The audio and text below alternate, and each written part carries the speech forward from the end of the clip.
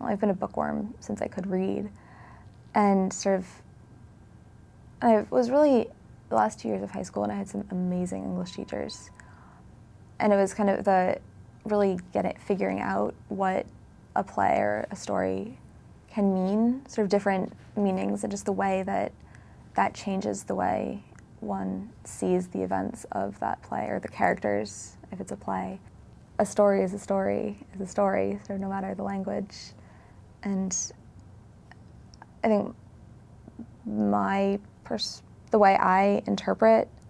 these stories, if I ever have the ability to read them, which hopefully I will develop someday, it would probably be different from someone who is Jewish reading these stories.